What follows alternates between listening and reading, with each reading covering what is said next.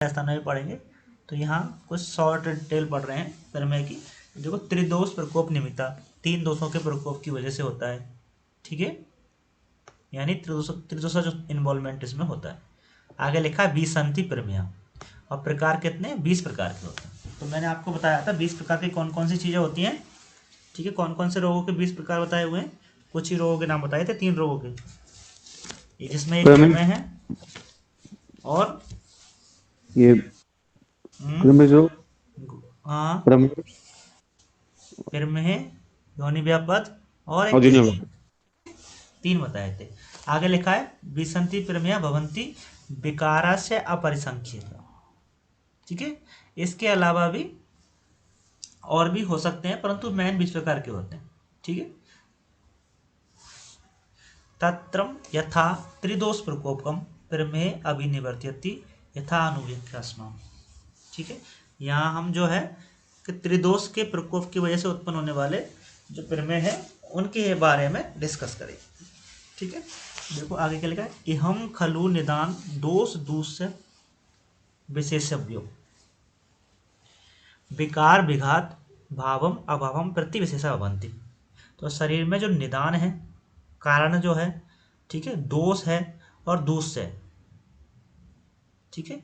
निदान दोष दूष्य, इनका आपस में संबंध क्या है, ठीक है।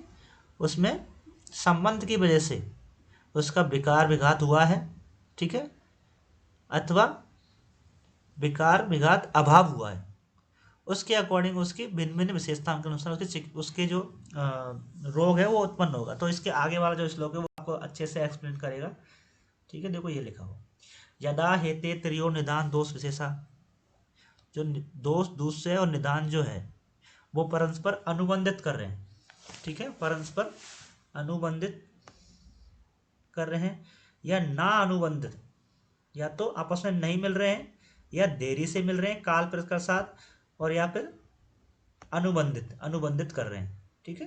तो ये 3 कंडीशन है, आपस में मिलना, आपस में देरी से मिलना, या आपस में नहीं मिलना।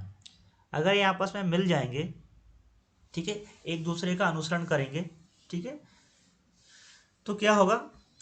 तो देखो क्या लिखा हुआ है कि यदा विकार अभिनिवृत्ति चिरात अभिनिवृत्ति, ठीक है, ना यदा विकार अभिनिवर्तिति चिरात अभिनिवर्तिते और तन्वो व भवम ना सर्वलिंगम, ठीक है।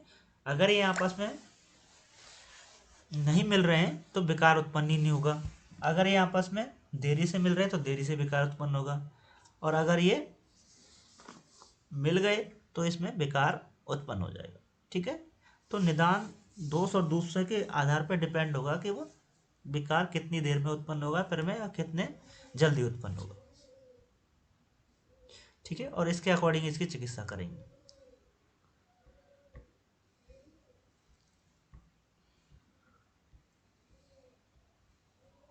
आगे देखो प्रमेय के निदान। प्रमेय के निदान आपको इसमें जो श्लोक आया हुआ है, ठीक है, उसको याद करने का इतना कोई पर्पज नहीं है, बस एक चीज़ ध्यान रखो इसमें, ठीक है। एक जो जितने भी आपके दो ये जो निदान है वो क्या है, कफ को बढ़ाने वाले होंगे, ठीक है, या मेद को बढ़ाने वाले होंगे। तो लास्ट में लिखा है श्लेष मेदो मूत्र संयोजनम से सर्वो निदान विशेषा, सभी जो निदान है श्लेष्मा को, मेद को और मूत्र को बढ़ाने वाले, ठीक है। फिर भी इसमें से कुछ आपको मैं बता देता हूँ, ठीक है, कौन कौन से। देखो एक निशान लगाइए आप, सर्पिस्मता नव हरेणु मां सुप्यानो, ठीक है, इस पे एक आप निशान लगा लीजिएगा। एक इसमें लगा है मृजाव व्यवजायम अवर्जनम, व्यायाम का ना करना भी एक प्रमेय का कारण हो सकता है, ठीक है। और देखो क्षीर नव मदम, नया मद और मंदक दधि, ठीक है, ये सब आपके प्रमेय के कारण हो सकते हैं, ठीक है, इसको छोड़ दो।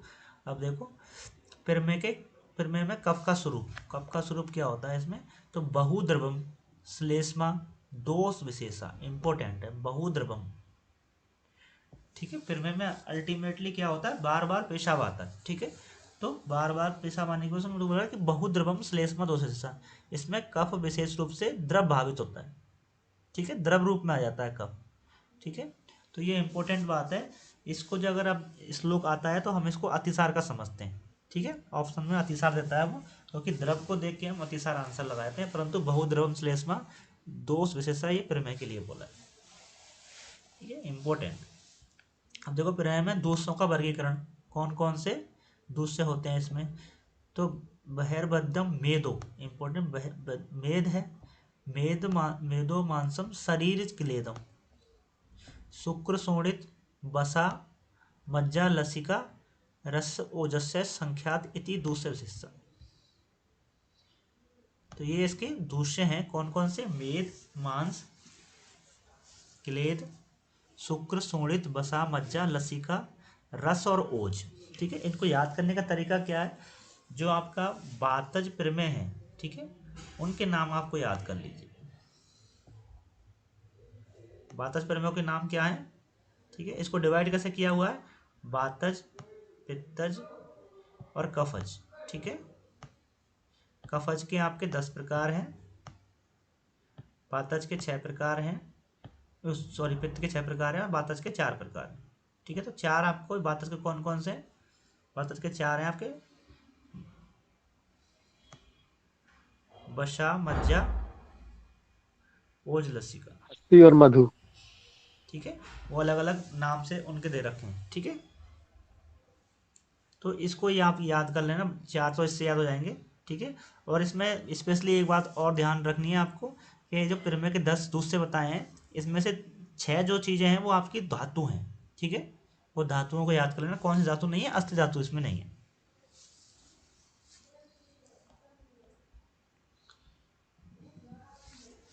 अब दे रखा है दोष तरह की कफ की प्रधानता, कौन से, किस में कौन सा दोष प्रकोपित होगा, कौन से दोष की प्रधानता होगी। ठीक है, ये इसमें बताया हुआ है। ठीक है, तो इसको अभी छोड़ दीजिए, वो अब जब टाइप पढ़ेंगे तब पता चल जाएगा आपको। कफस 10 प्रमेय, 10 प्रमेय कफ वाले कौन कौन से। ठीक है, तो देखो ये जो होता है वो स्पेशली श्लेष्मे के, श्लेष्मा की वजह से होता है, कफ या श्लेष्मा होगा। ठीक है, और इसके जो गुण दे रखे हैं, श्वेत शीत मूर्त पिस्चिल, इसको ध्यान रखना, श्वेत श्वेत शीत मूर्त पिस्चिल अच्छ स्निग्धम गुरु मधुरम सांद्रम प्रसादम और मंद, इन गुणों से युक्त होता है।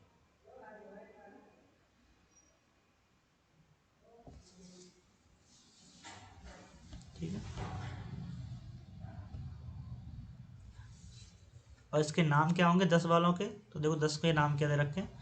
सबसे पहले उदक में इक्षु, ठीक है, उदक, इक्षु, शांद्र, शांद्र प्रसाद, शुक्ल, शुक्र, शीत, सिक्ता और सने और अलाल में। ठीक है, थोड़ा सा अंतर दे रखा है यहाँ, बताता हूँ आपको, तो इसको 10 को आपको याद रखना। देखो सुश्रुत संहिता में सुरा में, लवण में, पिष्ट में और फैन में अधिक पड़े गए। तो अभी इसको छोड़ दीजिए, अभी बता देता हूँ मैं कैसे याद करना है इनको। 10 प्रमेय साध्य हैं, जो कफज के 10 प्रमेय हैं वो साध्य हैं। अब ध्यान देना, इसमें ये इंपॉर्टेंट बात है कि 10 प्रमेय साध्य क्यों है। समान गुण मेद स्थान, कफस्य प्रधानत्व, कफ की प्रधानता है, मेद इसका मेन स्थान है, और समक्रियत्वाद, समक्रियत्व होने की वजह से कफज प्रमेय साध्य है।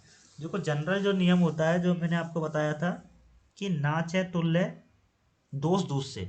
ठीक है, अगर दोष दूष से और निदान आपके तुल्य नहीं है तो वो जो रोग होगा वो क्या होगा, सुख साध्य होगा।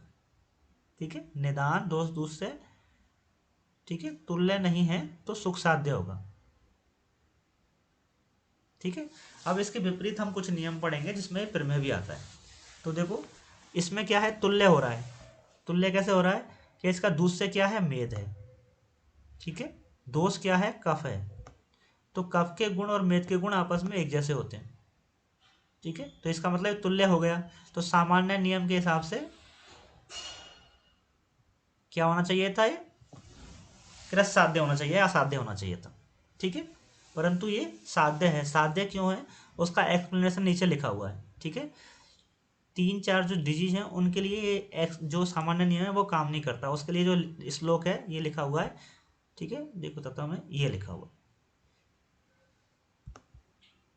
ज्वरे तुल्य ऋतुतोषत्वम पिरमे तुल्य दुषता रक्त गुल्मे प्राणत्वम सुख साध्य लक्षणम, ठीक है। ये श्लोक है पूरा। ज्वरे तुल्य ऋतुतोषत्वम पिरमे तुल्य दूषिता रक्त गुल्मे प्राणत्वम, ठीक है, सुख साध्य लक्षणम। तो ज्वर का जो साध्य सद्दा निकालेंगे वो ऋतु के अकॉर्डिंग, ऋतु और दोष के अकॉर्डिंग, प्रमेय में दूषता के अकॉर्डिंग। अगर दोष और दूष से तुल्य होंगे प्रमेय में तो वो सुख साध्य होगा। सामान्य नियम क्या बोलता है, तुल्य नहीं होने चाहिए, परंतु प्रमेय में क्या बोल रहा है वो, दोष और दूष से तुल्य होने चाहिए। अगर तुल्य होंगे तो सुख साध्य है, जबकि सामान्य नियम इसका विपरीत है, इसलिए ये कवच प्रमेय साध्य है, ठीक है। समझ आई इतनी बात अरमान? जी सर। ठीक है। सामान्य नियम के अलग है, इसलिए कौन कौन सा, एक तो ज्वर, एक पिर्म है, और एक गुल्म। गुल्म जितना पुराना होगा वो साध्य होगा, ठीक है। जबकि सामान्य नियम से यह है कि पुरानी चीजें क्या हो जाएंगी, असाध्य हो जाएंगी। अब देखो सबसे पहले कफज प्रमेय के वर्णन दे रखा है। कफज प्रमेय में सबसे पहले उदक प्रमेय है, ठीक है। उदक क्या है, जल है, ठीक है। अंतरिक्ष जल जिसको बोलते हैं वो उदक बोल सकते हैं उसको, उदक, ठीक है। और जल है तो जल क्या होगा, शीत होगा, ठीक है। और जल जो होगा वो बिल्कुल स्वच्छ होगा। अंतरिक्ष जल से बात करें तो वो स्वच्छ होगा। तो देखो अक्षम शीतम, ठीक है। और इसमें कोई गंध होगी नहीं, इसलिए निर्गंधम उदकोपम। ये ऐसे ही याद रखना है आपको कि उदक मतलब अंतरिक्ष जल। अंतरिक्ष जल कैसा होता है, स्वच्छ होता है, इसलिए अक्ष लिखा हुआ है, ठीक है। शीत है उसमें तो शीतता आ गई, और गंध रहित होता है इसलिए निर्गंधम उदकोपम, ठीक है। इक्षु बालिका, इक्षु बालिका मतलब एक तरीका से आप गन्ना मान लो, ठीक है। इक्षु गन्ने को बोलते हैं ना, ठीक है। तो इक्षु बालिका रस, ठीक है, क्या होता है, मधुर होता है, तो बहुत ज़्यादा मधुर होगा, अत्यर्थ मधुरम, ठीक है। और शीत होता है, ठीक है। इसच पिच्छिल आविल्लम, ठीक है। तो बस अत्यर्थ मधुरम शीतम, इस पर इतना याद रखोगे चलेगा। परंतु अत्यर्थ मधुरम एक चीज और है, यहाँ पे नीचे देखो, ये आ गए आपके शीत, शीत में, शीत में जो है वो भी इसी से चालू हो रहा है, अत्यर्थ मधुरम शीतम। तो बस आपको मूत्रम मेहती, इसको तो बस इतना ही दे रखा है, और उसके पीछे एक लाइन और दे रखी है, वो याद रखना है आपको, इसलिए डिफ्रेंशिएट करने के लिए। पिस्सिलम आविल्लम, ठीक है, पिछल आविल्लम इच्छु बालिका में मार्कर। तो ये लाइन जब अगर आ जाए तो कंफ्यूज हो जाएंगे शीत से, इसलिए पीछे वाली लाइन को भी इसमें थोड़ा सा याद रखना, पिस्सिल आविल। अब सांद्र प्रसाद, सांद्रम, सांद्र मतलब गाढ़ा कोई चीज़ है, ठीक है। कोई गाढ़ी कोई चीज़ होती है उसे सांद्र बोलते हैं। तो गाढ़ी कोई चीज़ होगी, अगर उसमें पानी में मिला दिया जाए तो वो गाढ़ी चीज़ जो मिट्टी जैसी है वो नीचे बैठ जाएगी, ठीक है। तो देखो पर्युषितम मूत्रम सांद्री भवती, अगर सांद्र में है तो उसे अगर थोड़ी देर के लिए रख देंगे तो वो क्या हो जाएगा, नीचे की तरफ सांद्र होकर बैठ जाएगा, ठीक है। तो पर्युषितम मूत्रम सांद्री भवती, ये सांद्र में का लक्षण है, ठीक है। ये लिखा है ना, सांद्री भक्ति विभाजनी, अगर पात्र में उसे रख दिया जाए, ठीक है, तो वो क्या हो जाएगा, सांद्र अवस्था में नीचे चला जाएगा। अब सांद्र प्रसाद, सांद्र प्रसाद में यस्य सन्यहते मूत्रम किंचित किंचित प्रसिद्धति, ठीक है। तो स्वच्छ निर्मल हो जाता है, कुछ समय के बाद क्या है, प्रसाद भाग यानी निर्मल हो जाता है, ठीक है। शुक्ल में, शुक्ल मतलब वाइट वाइट कलर का होगा, ठीक है। तो देखो शुक्लम पृष्ठ निभम, शुक्र में, शुक्र में कैसा होगा, शुक्र निकलेगा उसके साथ, तो शुक्राम शुक्र मिश्रम, ठीक है। और लास्ट में देखो सिकता, सिकता किसको बोलते हैं, बालू को बोलते हैं। तो बालू में छोटे छोटे कण होते हैं, तो मूत्रान मूत्रगतान दोषान अणु मेहती, अणु मतलब छोटा, छोटे छोटे कण आएंगे इसमें, ठीक है, किसके, मिट्टी जैसे। तो मूत्र मूत्रगतान, मूत्र के अंदर दोषान अणु मेहती, दोष अणु अवस्था में आ जाते हैं, ठीक है, छोटे छोटे टुकड़ों के रूप में निकलता है मूत्र, ठीक है, उसे सिकता में बोली। इस तरह से ये आपके कफ वाले। एक लास्ट बचा देखो, सने में। सने में मतलब, सने का मतलब क्या, धीरे। तो मंद मंद मंद मंद बेगम, मंद मंद वेग से आता है, कृच्छता पूर्वक आता है। ये आपका सने में हो गया। अलाल में, ठीक है, इसमें क्या होता है, पिछलता हो जाती है शरीर में। तो तंतुबद्ध इव अलालम, तंतुबद्ध आएगा और पिछल आएगा। ठीक है, इस तरह से आपको ये बात वाले, कफ वाले जो प्रमेय हैं वो बता दी। अब देखो पित्त वाले हैं, उनका कारण क्या होगा, पित्तज आहार। तो देखो उष्ण, अमल, लवण, कटु, क्षार, अजीर्ण भोजन, अति तीक्ष्ण, अग्नि संताप, सब सामान्य बातें हैं, इनको याद करने की कोई जरूरत है नहीं। पित्तज प्रमेय की संप्राप्ति।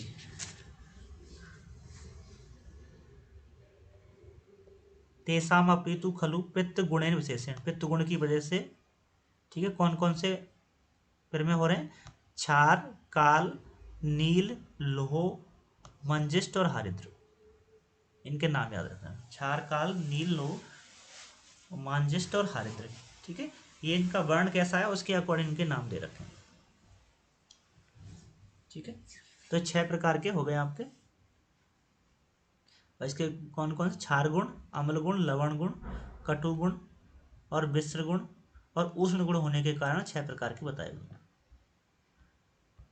ये सभी पित्तज प्रमेय बताए हुए हैं। ठीक है, तो पित्तज प्रमेय क्या है, याप्य है। याप्य क्यों है, क्योंकि आपस में दोषों का संश्लिष्ट होता है। ठीक है, दोषों का संश्लिष्ट जब होता है तो वो क्या, संश्लिष्ट दोषम स्थानत अविरुद्ध उपक्रमता। संश्लिष्ट दोष का आश्रय क्या है, मेद है। ठीक है, कफ में क्या है, मेद प्रधान है। ठीक है, और दोष आपस में कौन से मिले हैं, इसमें कफ और पित्त मिले हुए हैं।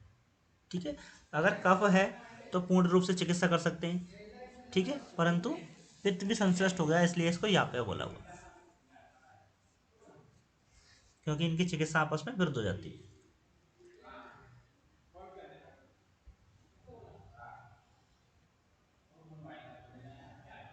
देखो, अगर जो हमने दो दूसरा दोष मिला है उसमें दिक्कत क्या होगी, विरुद्ध उपक्रमत क्या होगा, विरुद्ध उपक्रमत होने की वजह से ये याप्य है। पित्त दोष से मेदा का स्थान आक्रांत हुआ है। ऐसी दशा में यदि पित्त की शांति करेंगे तो आपको क्या रस देने पड़ेंगे, मधुर शीतादि रस देने पड़ेंगे। परंतु मधुर शीतादि रस देंगे तो मेद बढ़ जाएगा। ठीक है, और मेद बढ़ जाएगा तो प्रमेय बढ़ जाएगा आपका। इसलिए इनकी चिकित्सा विपरीत है, विरुद्ध उपक्रमत्व है, इसलिए ये याप्य होता है।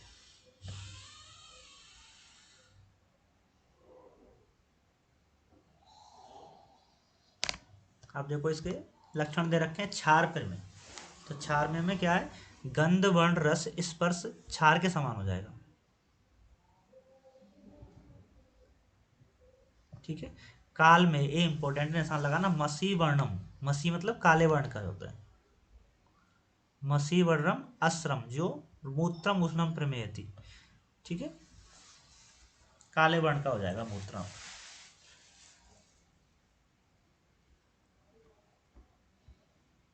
नील, नील को भी याद रखना, चास पक्षी निभम, कोई पक्षी है जिसका नाम चास पक्षी निभम, वो नीले कलर का होगा होगा पॉसिबिलिटी है। तो मूत्रम अम्लम, और अम्ल होगा मूत्र। ठीक है, जो को नीलकंठ जिसको बोलते हैं वो नीले कलर की होती है, तो नीलकंठ के पंख के समान वाला हो। ठीक है, और अमल मूत्र का त्याग करे वो नील में है। रक्त, रक्त में क्या होता है, तो देखो जब हमने रस पढ़ रहे थे तो लवण रस पढ़ रहे थे ना। ठीक है, तो उस समय बताया कि लवण क्या करता है, रक्तम वर्धयति, रक्त का वर्धन करता है। तो रक्त में लवण का संबंध है। तो देखो विश्रम लवणम उष्णम। ठीक है, विश्रगंधि होगा। ठीक है, नमकीन लवण रस होगा, इसमें गर्म एवं रक्त मूड का त्याग करें। मंजिष्ट, मंजिष्टा उदक संकासम, सामान्य सी बात है, बस ये याद रहेगा। हरिद्रम, हरिद्रवण है, सामान्य सी बात है। ठीक है, और एक कटुक रस बांधे, इस पर निशान लगाना, कटु रस वाला होता है। इस तरह से आपके ये पित्त वाले प्रमेय भी कंप्लीट हुए। अब देखो वातज प्रमेय का निदान दे रखा। वातज प्रमेय का निदान कैसे दे रखे हैं, जो निदान हम सामान्य रूप से पढ़ते आ रहे हैं वही निदान है इसमें, तो इसको छोड़ दीजिए, कोई खास बात नहीं।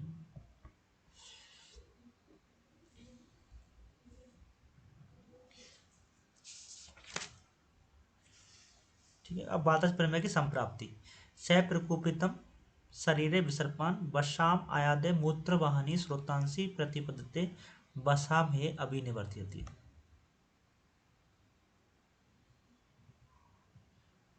तो बात प्रकोपित होकर आपके स्रोतस में जाएगी। स्रोतस में भी कौन से वसा में, और जो 4 प्रकार के मैंने बताए हैं, ठीक है, उन 4 प्रकार के जो आपके प्रमेय हैं जिनका नाम है वसा में, आगे दे रखा है मज्जा में, ठीक है, और आपका लसिका आगे आ जाएगा, ये हस्ती हस्ती में है, में और मधुमेह सर। और अजू में, ओज में। ठीक है, ये 4 प्रकार के आपके प्रमेय उत्पन्न हो जाएंगे। अब इनके जो कुछ लक्षण दे रखे हैं वो लक्षण देखो। लसिका मूत्रा से अभिवह मूत्रम अनुबंधम च उच्यति। लसिका अति बहु, इसको छोड़ दीजिए अभी।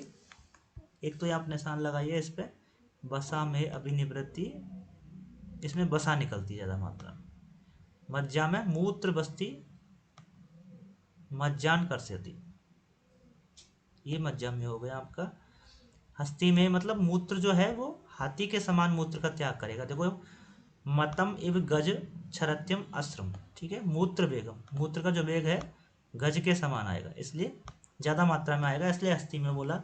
और ओजम पुनः मधुर स्वभावम, ओज मधुर स्वभाव का होता है, ठीक है। रोक्षात वायु कषाय अभिसृज्यम, और ये ओज का इसमें 6 हो जाएगा लास्ट में, अल्टीमेटली 6, ओज का 6 होने की वजह से उसे ओज में बोला हुआ है।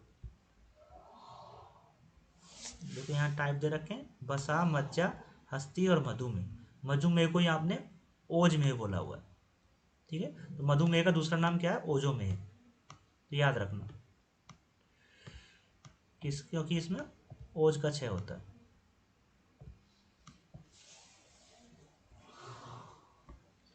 फिर दोबारा से इन्होंने कुछ लक्षण दे रखे। बसा मिश्रम, बसा मिलके हुए आएगी तो बसा में आएगी, ठीक है। मज्जा में मज्जान सह मूत्र मज्जा के साथ मिलके आएगा, और मुहुर्मुह बार बार में आएगा। हस्ती में हस्ती मतम एवा अश्रम मूत्रम, हाथी के समान मूत्र का क्षरण करेगा। और मधु में, ये इंपॉर्टेंट है, इसमें निशान लगाना, कसाय मधुरम पांडु रुक्षम महेति, ठीक है। कसाय मधुरम पांडु रुक्षम, जो मनुष्य कसाय मधुर और पांडु रुक्ष मूत्र का त्याग करता है उसे मधुमेही माना जाता है। और जो बातज वाले जो होते हैं वो क्या होते हैं? असाध्य होते हैं, ठीक है, क्योंकि ये त्रिदोष प्रकोपित होते हैं, और इनकी दोष दूषिता आप देखेंगे तो थोड़ा दोनों की अलग हो जाएगी, ठीक है, तुल्य नहीं होगी, क्योंकि बात की चिकित्सा करेंगे, ठीक है, और मेद की चिकित्सा करेंगे। बात की चिकित्सा और मेद की चिकित्सा दोनों विपरीत होती है। अगर आप मेद को बढ़ाओगे, मेद को कम करोगे तो आपकी बात बढ़ जाएगी, बात को कम करने का कोशिश करोगे तो आपकी मेद बढ़ जाएगी, ठीक है। इसलिए ये असाध्य बताया हुआ। अब देखो थोड़ा जो अंतर है चरक सुश्रुत वाले में, उसमें अंतर क्या है, तो बस अंतर पे याद रखिए, निशान लगा लीजिए यहाँ पे।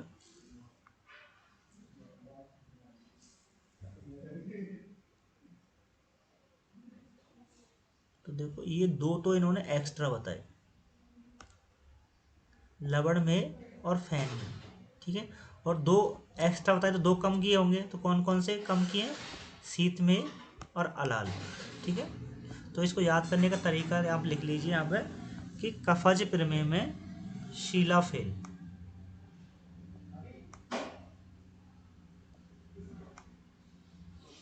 ठीक है, क्या लिखना? कफज प्रमेय जो है, कफज प्रमेय में शीलाफेल,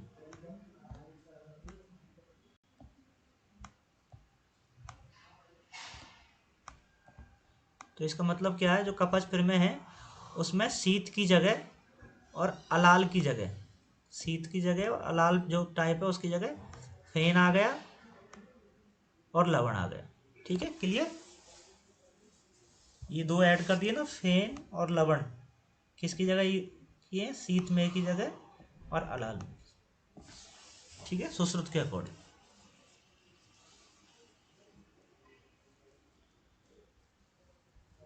ऐसे ही देखो पित्त वाले में, देखो पित्त वाले में लिखना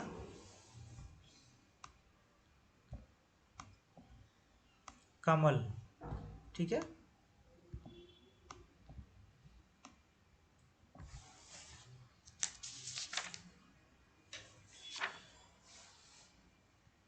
तो देखो इसमें क्या लिखा है, काल में तो है नहीं, तो काल की जगह क्या हो गया, अमल में आ गया, अमल, ठीक है। ये नीचे इन्होंने ऐड कर दिया अमल में, तो काल की जगह अमल में पित्त वाले में आ गया,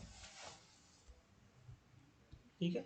और बात वाले सेम ही है, थोड़े से नाम हल्का सा चेंज किया है। देखो मधुमेह को छोद्र में बोल दिया इन्होंने, हस्ती को हस्ती भी बोला है, मज्जा को सर्पी बोला है, बस ये याद रखना है आपको।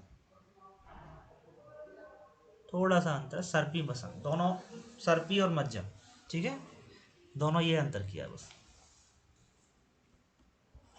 अब इसके पूर्व रूप, प्रमेय के जो पूर्व रूप हैं वो कौन कौन से, तो देखो त्र्यस्तु खलु दोषा प्रकुपिता प्रमेय अभिनिवर्त्यन्ति इमानी पूर्व रूपाणी दर्शयन्ति जटिली भाव केसेषु।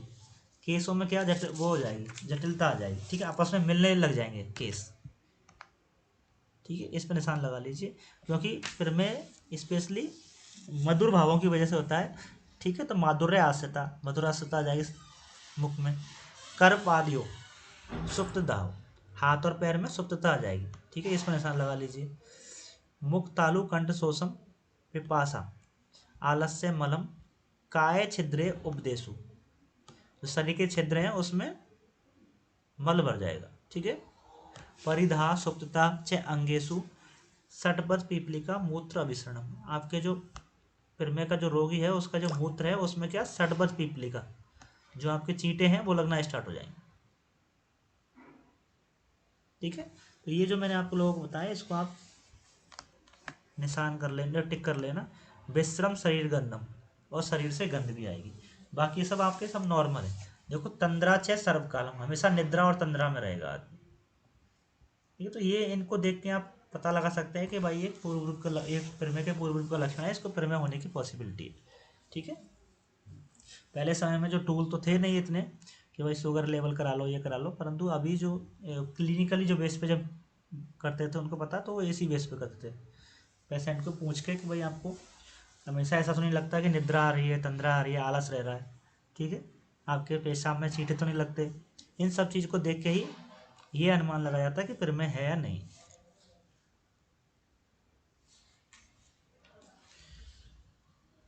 ठीक है।